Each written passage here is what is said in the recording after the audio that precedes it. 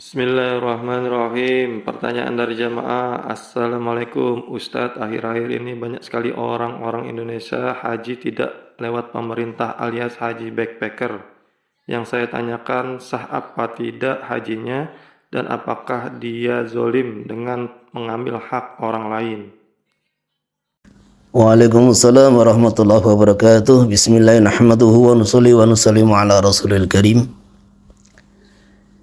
Ini kalau bicara mengenai masalah haji,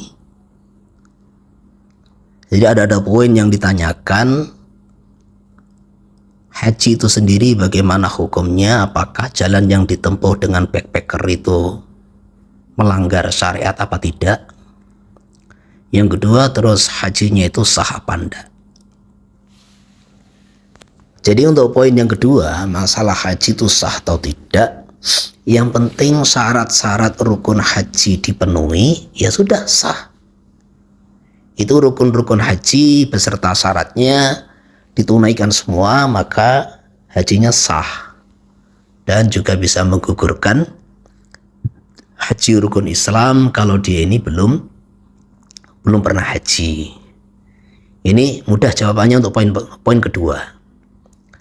Kemudian untuk poin pertama, jadi kalau bicara masalah haji itu melanggar aturan apa enggak? Ghosab apa enggak? Mengambil hak orang lain apa enggak? Maka karena haji itu pelaksanaannya di negara Saudi Arabia, maka ini melanggar atau tidak, ya kita tinjau daripada aturan yang ada di Saudi Arabia gitu. Kita lihat aturannya di sana. Jadi bukan kita melihat kaitan dengan aturan-aturan di negara Indonesia. Wong ini kita tidak di Indonesia kok.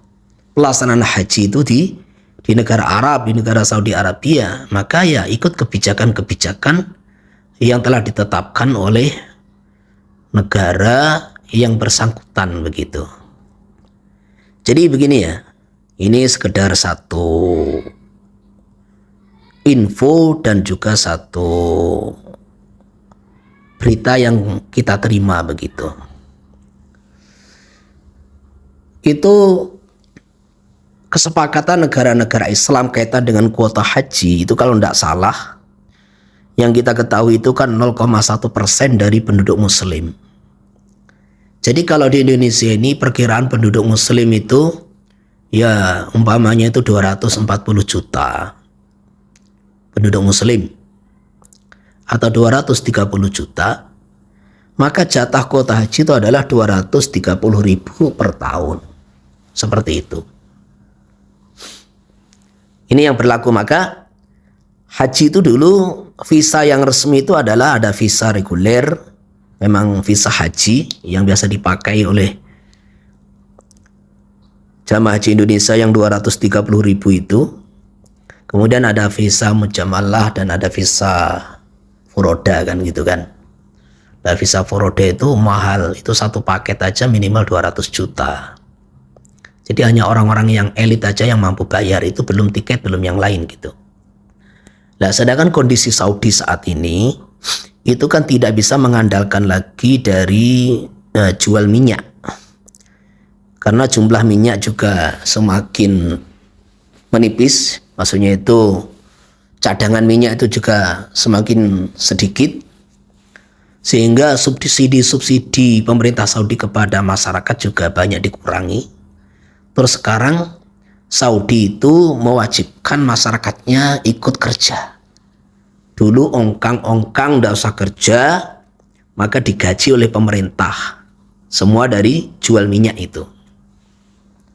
Nah sekarang ini kebijakan berubah, yaitu Saudi ingin mendapatkan devisa negara, pemasukan uang negara itu dari wisatawan asing. Maka akhirnya kebijakan-kebijakan yang terlalu ekstrim, istilahnya dulu aturan-aturan Wahabi yang ekstrim, ini malah Saudi sekarang tuh berubah agak liberal begitu. Karena kalau tidak begitu sulit untuk mendatangkan wisatawan asing begitu. Nah, sehingga akhirnya apa? Kebijakan visa pun berubah. Jadi ini visa yang dulu mungkin tidak bayar, visa umroh itu tidak bayar ataupun bayar ya administrasi lah. Sekarang tuh resmi visa umroh itu ya 2,5 sampai 3 juta kan gitu kan. Dengan masa berlaku 3 bulan. Yang dulu visa umroh itu hanya untuk Mekah Madinah. Tidak boleh ke Taif, tidak boleh ke Badar. Hanya Mekah Madinah Jeddah. Maka visa umroh sekarang itu 3 bulan itu bebas. Mau ke Mekah, mau ke Madinah. Sehingga di situ ada turnya, ada wisatanya. Bebas ke Jeddah, bebas ke Yambu, bebas ke Badar, kemana. Dengan harga visa sekitar 2,5 sampai 3 juta itu. Kemudian juga Saudi ini tempat-tempat yang mungkin dulu dikatakan oleh orang-orang Wahabi itu mendatanginya sebagai bid'ah kan gitu. Nah sekarang itu malah diperbaiki, difasilitasi. Mereka berfatwa gembar-gembor bahwa ke Hira ini juga bid'ah, ke Gua Hira itu nggak ada dalilnya. Nah sekarang di bawah Hira ada museumnya, kemudian mau dibuatkan katanya info dari Saudi mau dibuatkan itu kereta gantung atau apa sehingga orang bisa naik ke Gua Hira. Nah, jadi orang Saudi sekarang itu, negara Saudi sekarang ini rakyatnya juga suruh kerja, kemudian agak bebas sedikit, memang mungkin dari segi religi, urusan religi ini menurun, tetapi bagi para wisatawan yang berkunjung ke Saudi ini justru agak longgar dan agak enak gitu, menguntungkan begitu. Makanya ini masalah yang ditanyakan karena Saudi sekarang itu ingin bagaimana mendapatkan devisa negara dari wisatawan itu sebanyak-banyaknya. Kalau musim haji hanya mengandalkan itu visa reguler yang memang terbatas jumlahnya, atau visa furoda yang memang mahal harganya, tidak semua orang bisa.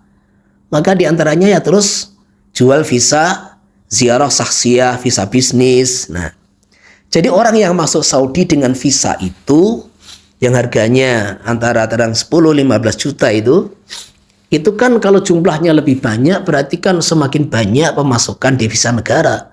Belum nanti belanja-belanja para pengunjung itu di Saudi Arabia sendiri, sehingga ini akan menjadikan satu pemasukan yang besar untuk negara-negara Saudi kan gitu. Makanya visa ziarah saksiyah, visa bisnis ini dijual. Lah itu kan di Saudi kalau masuk masyair, yaitu tempat-tempat lokasi haji kan harus punya tasreh. Lah inilah yang harus dipahami. Ini yang harus dipahami. Jadi ini kiasnya itu, takdirnya atau persamaannya seperti orang yang masuk Indonesia. Jadi negara-negara yang tidak ada on arrival visa gratis masuk Indonesia, kan mereka mau ke Indonesia itu bayar, beli visa. Apakah setiap orang yang ada izin, ada visa masuk Indonesia terus bebas masuk tempat-tempat wisata itu tanpa bayar? Ya enggak. Jadi visa itu dia ada izin masuk Indonesia, dia mau datang sampai Sabang Merauke bebas. Lah tapi kalau dia masuk Jatim Park ya kudu bayar, masuk Ancol ya bayar, masuk Bromo ya bayar, masuk tempat-tempat wisata ya bayar, punya tasreh. Tasreh itu bahasa Arab artinya tiket. Lah begitulah. Ini lokasi haji itu, jadi bagi orang-orang yang punya visa-visa di luar visa haji itu, kalau dia ini mau haji harus beli tiket. Jangankan wisatawan mancanegara yang di luar Saudi, orang Saudi sendiri kalau mau haji harus bayar tasreh. Jadi ada tasreh khusus, yang penting bisa masuk Arafah, karena haji itu tanpa wukuf di Arafah nggak sah. Ini ada tasreh khusus, hanya sekedar bisa masuk bis. Nah, bisnya itu nanti akan ditandai tasreh. Nah, berarti semua orang yang ada di bis sudah bayar tasreh. Itu ada sekitar 10 juta atau berapa tasreh tiketnya itu sekedar bisa masuk Arafah, tidak ada fasilitas. Jadi maksudnya tidak ada dapat fasilitas tenda, tidak dapat fasilitas makan, nggak ada. Maka ini juga resmi gitu loh, ini resmi. Dia resmi bisa masuk Arafah dengan tiket. Lah kalau mau dapat fasilitas semua, yo dapat izin masuk Arafah, yo dapat tendanya, sak makannya, kemudian dapat Arafahnya, Minanya, dapat Mina juga itu selama 3 hari, dapat fasilitas tenda di Mina. Nah, itu orang Saudi sendiri itu paling murah bayar sekitar 40 juta, itu tiketnya. Lah kalau orang Saudi bayar, masa ini turis-turis luar negeri suruh gratis? Ya nggak masuk akal kan gitu kan. Makanya orang haji pakai visa, selain visa haji itu, kalau visa haji memang sudah visa, di dalam visa itu sudah ada izin masuk lokasi wilayah haji. Lah kalau visa yang selain visa haji, maka dia kalau masuk lokasi haji Mekah, Arafah, lah itu harus punya tasreh. Itu aja kuncinya. Makanya kalau orang tuh haji pakai visa-visa yang bukan visa haji, yang penting dia di Mekah, tinggalnya di hotel yang bertasreh. Memang agak mahal dikit gitu loh. Dia tinggal di hotel yang bertasreh, kemudian dia masuk Arafah juga bayar tasreh, kemudian dia di Mina. Mina itu kan ada tenda, ada sekedar jamarat. Kalau di Mina itu dia memang tidak bayar tasreh, tidak dapat tenda Mina, ya jangan tinggal di tenda, kan gitu kan? Ya sudah, dia datang ke Mina cuma hanya untuk melempar jamarat. Hanya melempar jamarat. Maka ini juga nggak ada masalah gitu loh. Dia cuma melempar jamarat, itu nggak ada masalah. Lah, kalau tidak dapat tenda Mina, ya jangan tinggal di tenda. Dan nanti masalah bermalam, kalau dia bisa bermalam, ya tidak bayar dam, entah bermalam di Masjid Khaif atau bermalam di pinggir jalan kan gitu. Tapi kalau dia tidak bermalam, ya haji tetap sah, nanti wajib bayar dam. Jadi kalau dia tidak, kan bermalam itu ada 3 malam.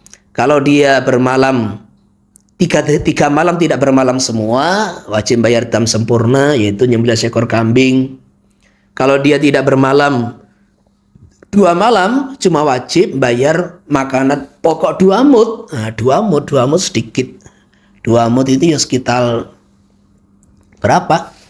2,5 kg lah itu. Kalau dia tidak bermalam cuma 1 malam, damnya cuma 1 mud. Jadi kesimpulannya, kalau orang itu tidak pakai visa haji terus ke sana masuk Arafah tanpa tasreh, nah dia ini tinggal di hotel yang tidak bertasreh, ya wajar dia ini kalau diusir-usir sama polisi gitu loh, wajar, karena memang dia ini istilahnya masuk wilayah tanpa tiket. Seperti itu. Dan polisi pun seandainya mengusir mereka juga tidak sampai mendeportasi, bukan. Karena deportasi itu bukan wewenang polisi yang menangkap mereka, itu bukan. Polisi itu hanya wewenang menangkap mereka, kemudian dikeluarkan dari tanah haram, yaitu wilayah pelaksanaan haji dan umroh. Itu aja. Kalau mau masuk, bayar, silakan bayar tiket. Itu aja. Jadi kalau mau masuk lagi, silakan bayar tasreh. Lah ini yang terkadang tuh disalahpahami. Jadi kesimpulannya, orang yang masuk Saudi sudah pakai visa, berarti sudah ada izin dari negara Saudi dan tidak akan dideportasi. Nah gitu loh. Orang yang dideportasi hanya orang yang overstay atau apa itu bahasanya. Jadi sudah habis masa tinggal di Saudi. Jadi yang diusir daripada wilayah tanah haram itu adalah orang-orang yang visa Saudi ada tetapi tidak punya tiket. Makanya kalau orang itu mau haji backpacker atau haji lewat travel, sekarang kan banyak lewat travel itu yang visanya bukan visa furoda, juga bukan visa mujamalah, juga bukan visa haji reguler, visanya adalah visa Ziarah sasiah bisnis, pastikan. Jadi pastikan kalau dengan visa itu, jadi kalau mau ditawari apa itu travel, harga sekian, pastikan visanya itu visa apa. Nah, tanya di situ. Kalau visa ziarah sasiah bukan visa haji, jadi dipastikan. Yang kedua, hotelnya di mana? Di Makkah itu bertasreh apa enggak? Karena ini pengalaman-pengalaman yang sudah, selama itu hotel bertasreh, mereka mau masuk keluar Masjidil Haram juga gak ada masalah gitu loh. Terus yang ketiga, pastikan ada tasreh masuk Arafah. Nah itu, insya Allah ini tidak melanggar aturan di sana gitu.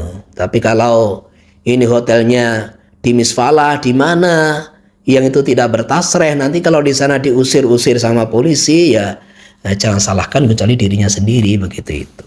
Jadi kurang lebihnya seperti itu. Wallahu a'lam bishawab. Dan ini sekali lagi saya ingatkan, di Saudi ini masalah visa itu, kok visa tasreh ke Arafah itu harus betul-betul hati-hati.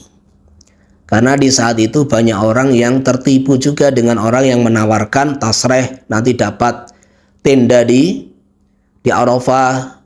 Terkadang tertipu sekian puluh juta kan gitu kan. Dijanjikan sekian-sekian, nah itu hati-hati banget gitu loh. Jadi jangan mudah tergiur dengan penawaran-penawaran kecuali dari orang-orang yang sudah kenal dan amanah dan jujur seperti itu. Wallahu a'lam.